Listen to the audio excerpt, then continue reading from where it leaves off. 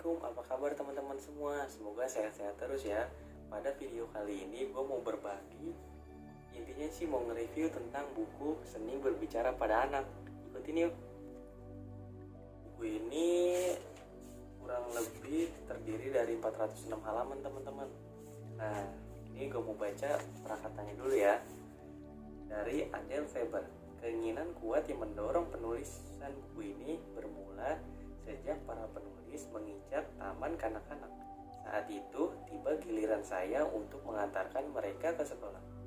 Saya memasukkan Yohana, putri saya, ke mobil lalu menyetir lagi ke ujung jalan untuk menjemput Yuli.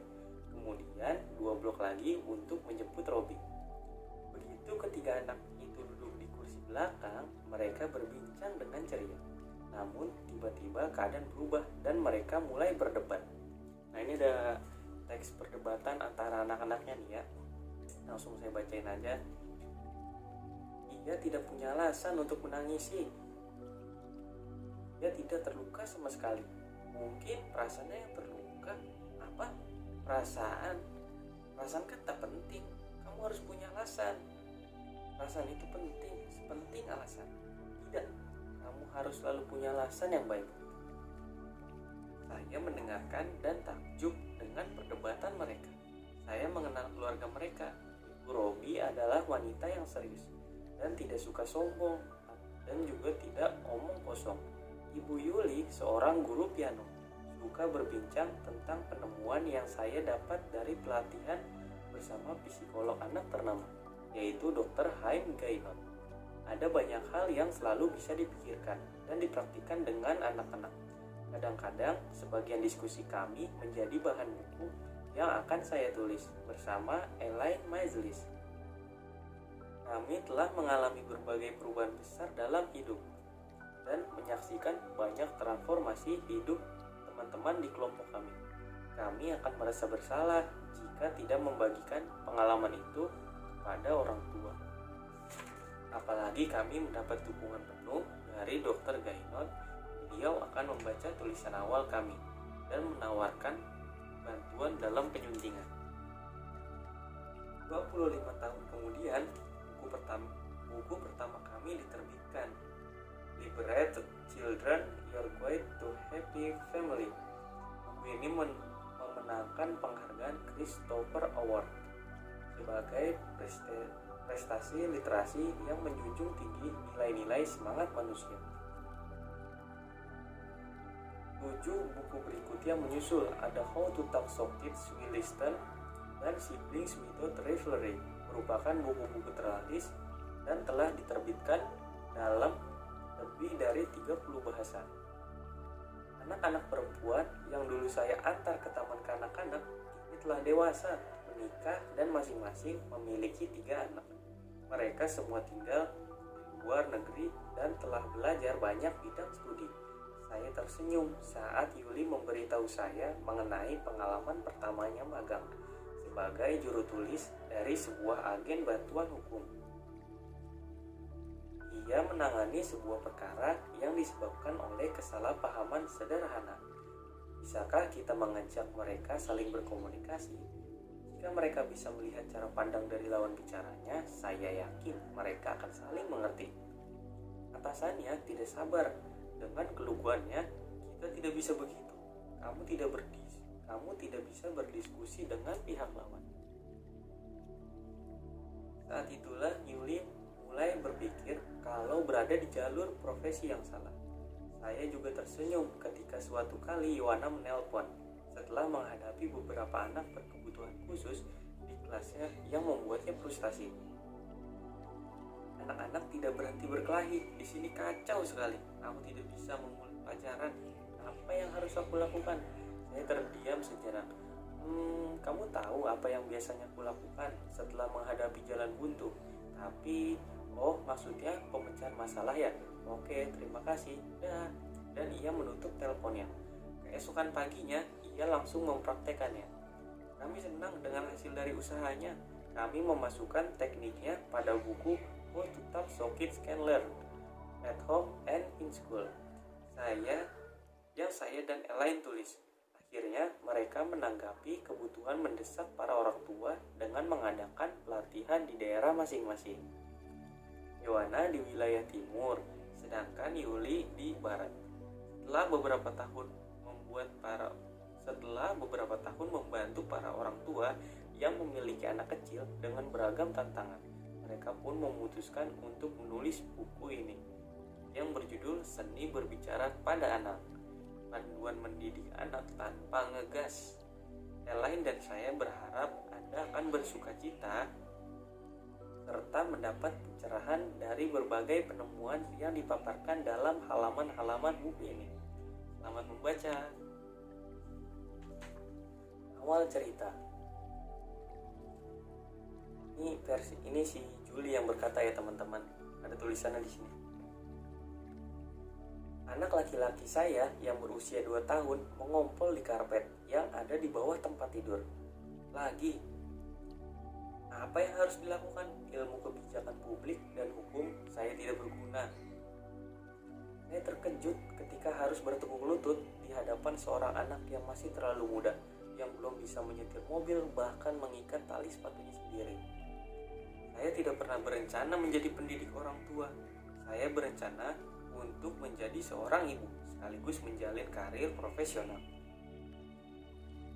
Namun, begitu diberitahu kalau anak pertama dan anak kedua saya mengalami keterlambatan perkembangan yang signifikan, saya akhirnya memahami bahwa tugas sebagai orang tua tidak bisa menjadi pekerjaan sampingan. Tanpa disadari, saya bertemu dengan banyak spesialis medis dan terapi fisik, serta terlibat untuk membantu anak-anak dengan kelainan perkembangan syaraf. Saya beruntung karena memiliki seorang sahabat, Yohana. Ibunya, Adele Weber, pernah mengikuti pelatihan untuk orang tua dengan mendiang psikolog hebat yaitu Chaim Gainot. Ibu Yohana dan ibu saya berteman baik.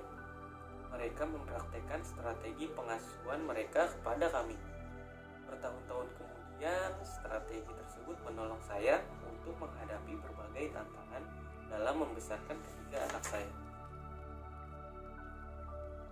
Suatu ketika, komite pelatihan di sekolah anak saya mencari seseorang yang bisa mengatur pertemuan antar orang tua. Saya menawarkan diri untuk memimpin pelatihan berdasarkan buku Adele yang berjudul How to Talk So Kids Will Listen. 8 minggu pertama, kelompok saya cukup berhasil, sampai banyak orang yang mendesak agar pelatihan dilanjutkan untuk 8 minggu berikutnya dan berikutnya lagi, sampai akhirnya kami sudah mengadakan pertemuan selama 4,5 tahun. Dari cerita mulut ke mulut, banyak orang yang meminta berbicara dalam berbagai pelatihan, hingga membawa saya pada karir yang tidak pernah saya bayangkan. Sementara itu, persahabatan saya dengan Yohana terus berlangsung. Kami memiliki minat yang berbeda. Dia menyukai kegiatan luar ruangan dan anjing, sementara saya lebih suka duduk dan musik klasik dengan piano.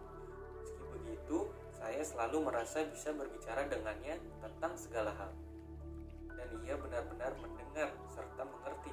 Sekalipun tinggal di wilayah pantai yang berseberangan, kami telah menghabiskan 1 tahun penuh untuk menulis buku ini. Saya berharap informasi yang Anda terima ini akan mengubah hidup Anda seperti yang saya alami. Saya juga berharap Anda akan tertawa atau tersenyum saat membacanya, seperti yang kami alami selama menulisnya. Ketiga anak saya akan diperkenalkan pada bab 5. Ketika Anda membaca lebih banyak tentang pengalaman mengasuh dan mengajar anak-anak yang tidak sepertinya anak kebanyakan. Nah, ini sekarang menurut si Joanna. Saya harus mengakui sesuatu, saya dibesarkan oleh seorang ibu yang menulis begitu banyak buku laris tentang pengasuhan anak. 2 saudara laki-laki saya dan saya tumbuh besar dalam sebuah keluarga dengan ayah dan ibu yang selalu menghargai setiap gagasan dan emosi anak-anaknya. Berbagai konflik kami yang panas pun diselesaikan dengan strategi pemecahan masalah, bukan dengan hukuman.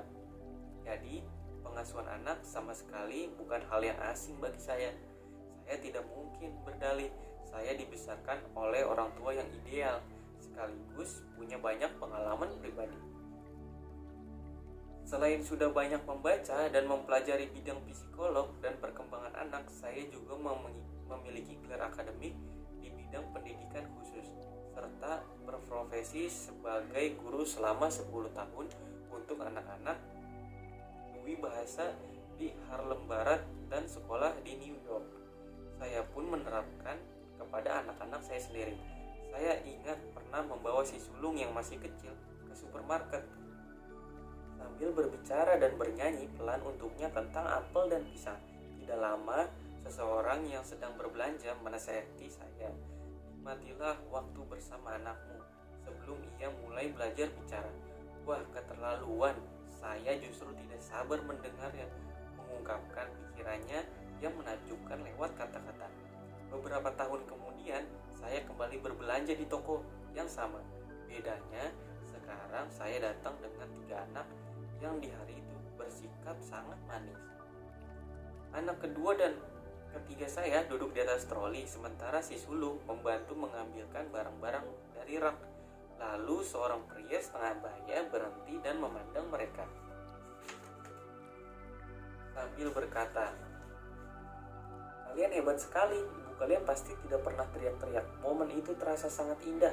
Tiba-tiba si sulung memandang pria tadi dengan mata terbelalak dan berkata, "Tidak, ibu selalu berteriak kepada kami setiap saat dan tanpa alasan sedikit." Apa yang terjadi? Siapa makhluk-makhluk kecil yang hampir sempurna ini? Ibu ideal mana yang tidak pernah berteriak tanpa alasan dan menahan diri untuk tidak berteriak setiap saat? Apa yang sebagai orang tua, saya menemukan bahwa merawat anak-anak 24 jam sehari tanpa henti dapat membuat seseorang sulit untuk berpikir jernih. Saya sempat berpikir kalau hal ini akan berlangsung secara alami, namun saat harus mengatasi berbagai kebutuhan dan emosi terus-menerus dari siang ke siang, malam ke malam, tidak ada hal yang mudah atau sempurna. Terkadang bisa bertahan saja sudah cukup bagus. Sebagai seseorang ibu baru, saya tidak merasa punya banyak pengetahuan untuk dibagi tentang membesarkan dan mendidik anak. Saya tidak merasa cakap melakukannya, bahkan merasa tidak perlu bicara apa-apa tentang peran saya sebagai orang tua. Saya memilih bersikap rendah hati dan tidak pernah menyebut bahwa ibu saya adalah seorang penulis buku ternama di antara para ibu kenalan saya. Saat anak-anak saya saling berteriak atau memukul, saya memilih untuk bersikap biasa saja dan tidak menghiraukan pandangan orang-orang yang seolah berkata, "Hah, apa tidak salah kalau ibunya penulis buku tentang pengasuhan anak?" Pada akhirnya ada seseorang yang memerhatikan dan mengenali saya. Suatu hari di taman bermain, teman saya, Kathy, berkata, "Yohana, saya punya buku yang pasti kamu suka. Isinya mirip sekali dengan gayamu. Saat membacanya, aku langsung teringat dengan caramu berbicara dengan anak-anak. Judulnya, How to Talk So Kids Will Listen So Kids Will Talk."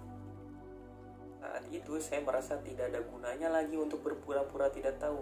Saya langsung mengakui kalau yang menulis buku itu adalah ibu saya. Kathy senang sekali dan langsung memberitahu ibu-ibu lain.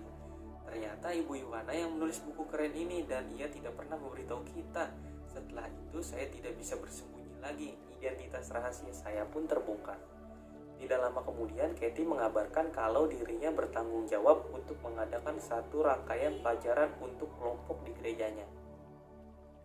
Ia pun memintanya saya untuk memberikan presentasi tentang pengalaman saya sebagai putri Adele Weber. Menjelang hari dijanjikan, saya berharap terjadi sesuatu seperti banjir atau lampu yang tidak melukai siapapun agar tidak jadi pembicara di gereja itu. Apa yang harus saya katakan kepada orang-orang itu? Saya merasa tidak memiliki apa-apa hingga harus tampil sebagai teladan dalam mengasuh anak. Saya tidak berani berpikir begitu. Namun mereka menanti-nantikan saya untuk menyampaikan sesuatu yang penting di sana. Menurut ramalan cuaca, hari itu tidak ada badai atau angin ribut. Saya hampir putus asa hingga akhirnya tersentak bahwa sesungguhnya saya bisa membagikan sesuatu. Kathy memperhatikan hal itu ketika mengomentari gaya saya. Saya bukanlah orang tua yang sempurna. Saya juga mengalami banyak konflik dengan anak-anak, tetapi memiliki keterampilan untuk melalui konflik-konflik tersebut dan memakainya setiap hari. Saya pun akhirnya jadi pembicara di gereja itu. Setelah selesai, para jemaat begitu antusias sehingga mereka ingin membentuk kelompok orang tua. Dan tiba-tiba saja saya telah mengadakan begitu banyak pelatihan untuk para orang tua, mengisi banyak kelas hingga berkeliling negeri untuk menyajikan presentasi kepada orang tua, guru, pekerja sosial, dan pelayan kesehatan. Buku yang Anda pegang sekarang ini adalah jawaban bagi para orang tua yang meminta strategi untuk menghadapi si kecil, si 2 tahun yang tidak bisa diajak bekerja sama, si 3 tahun yang kasar, si 4 tahun yang galak, si 5 tahun yang tidak bisa diatur, si 6 tahun yang egois, dan si 7 tahun yang tidak patuh. Buku ini membuka kembali pengetahuan yang membesarkan diri saya dan pengetahuan tambahan tentang menjadi orang tua di abad ke-21. Dalam pembuatan buku ini berkolaborasi dengan sahabat masa kecil, yaitu Yuli King, yang mendorong saya tetap maju dalam menemukan jalan saya sendiri. Karya ini berisi pemikiran dari Yuli, saya, dan semua orang tua serta para guru yang mempercayakan kisah-kisah mereka kepada kami. Kami menyajikan buku ini dalam 2 bagian. Bagian pertama berisi peralatan dasar yang harus Anda miliki untuk menghadapi si kecil yang mengamuk. Bagian kedua akan menjawab tantangan-tantangan yang dihadapi dalam membesarkan anak usia dini, makan, pakai baju, keluar dari pintu, berhenti memukul, tidur, serta menunjukkan cara kreatif dan tidak biasa para orang tua dalam kelompok kami menggunakan peralatan-peralatan tadi. Kami berharap buku ini menjadi sumber yang dapat Anda timbang demi mendapatkan air ide yang sejuk dan menyegarkan. Nah, ini ada catatan penulis. Kami berdebat mengenai suara siapa yang akan dipakai sebagai narator. Rasanya tidak nyaman kalau harus menulis saya Joanna atau saya Yuli. Pada akhirnya kami mencoba untuk menciptakan satu karakter, tetapi kesannya tidak orisinil karena kami ingin memakai kisah-kisah asli dari keluarga kami. Seperti yang Anda lihat, kami berusaha untuk menulis dengan suara kami masing-masing. Di sepanjang buku ini, Anda akan menemukan nama Yohana atau Yuli di setiap bab agar Anda tahu siapa yang berbicara. Semua kisah yang diceritakan dalam buku ini benar-benar terjadi.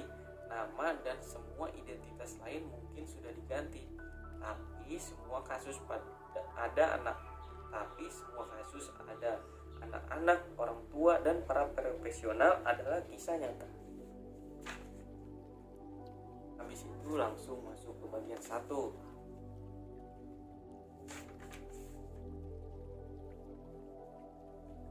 Teman-teman bisa lihat aja ya, kayak gini sih. Ada banyak, kalau dibacain juga lelah kayaknya. Gue juga baru baca 2 bab, ini seru banget. Kita langsung baca kesimpulannya aja ya.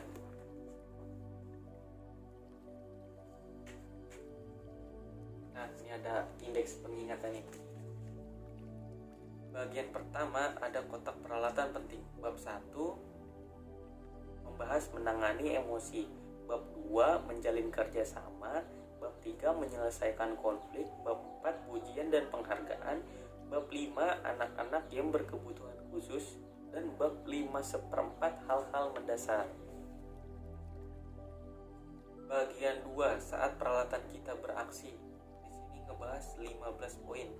Ada perang makanan, kegilaan pagi hari, persaingan antar saudara, berbelanja dengan anak-anak, kebohongan, orang tua juga punya perasaan, bergunjing, beres-beres, perintah dokter, anak-anak pemalu, pelarian kecil, memukul, mencubit, menyodok, meninju, mendorong, tidur saat orang tua marah, dan mengatasi masalah.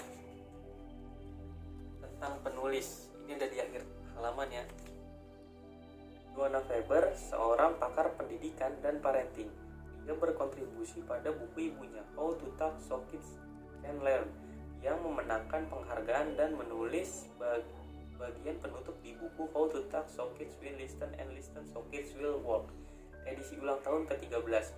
Dia sering memberikan kuliah dan mengadakan lokakarya berdasarkan pekerjaan ibunya dan pengalamannya sendiri sebagai orang tua dan pendidik. Sekarang, Joanna tinggal di wilayah Hudson Valley, New York, bersama suami dan ketiga putranya, serta anjing, kucing, dan ayam-ayamnya.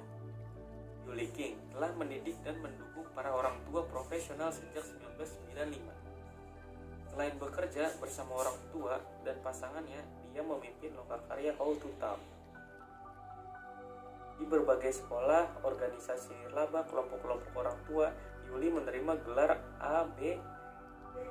dari Princeton University dan JB dari Yale School Law. Sekarang dia tinggal di daerah San Francisco Bay dan merupakan ibu dari 3 orang anak. Yuli dan Ioana telah berteman sejak mereka berusia 6 dan 10 bulan. Sama ada tulisan di belakang ini. Apa yang Anda lakukan dengan anak-anak berteriak di car seat-nya, mencubit adik bayinya, menolak makan sayur, melempar buku di perpustakaan, atau lari-larian di supermarket, bukan yang disusun berdasarkan berbagai tantangan dan konflik umum ini merupakan pertolongan pertama untuk strategi komunikasi, termasuk bab yang membahas tentang anak-anak berkebutuhan khusus dan autis. Buku panduan yang ramah pengguna ini akan memberdayakan para orang tua dan pengasuhnya untuk menjalin hubungan yang menyenangkan dengan anak-anak berusia 2 tahun yang tidak bisa diajak bekerja sama, si 3 tahun yang kasar, si 4 tahun yang galak, si 5 tahun yang tidak bisa diatur, si 6 tahun yang egois, dan si 7 tahun yang tidak patuh. Semua tips dan cara yang ada dalam buku ini akan membantu anak untuk menjadi mandiri, mampu bekerja sama, dan mempererat hubungannya dengan orang tua, guru, saudara kandung, dan teman-teman sebayanya. Selama lebih dari 35 tahun, para orang tua berpedoman kepada How to Talk Sophie Williston, karya Adele Faber dan Elaine Meslis, sebagai solusi yang efektif untuk tantangan tak berujung dalam membesarkan anak-anaknya. Sekarang, sebagai tanggapan terhadap meningkatnya permintaan, putri Adele Faber, Ioana Faber bersama dengan Yuli King menyesuaikan How to Talk untuk anak-anak berusia 2 hingga 7 tahun. Faber dan King adalah para ahli dalam pengasuhan anak. Mereka membagikan ilmu dan pengalamannya dengan melakukan lokakarya How to Talk dengan para orang tua dan profesional lainnya, dengan kombinasi antara cerita, komik, dan diskusi langsung dari workshopnya. Mereka menyediakan peralatan dan tips konkret yang akan mengubah hubungan Anda dengan anak-anak Anda dalam hidup Anda. Ya, mungkin sekian dulu untuk buku ini, kurang lebihnya mohon maaf. Sampai ketemu di video selanjutnya ya. Assalamualaikum.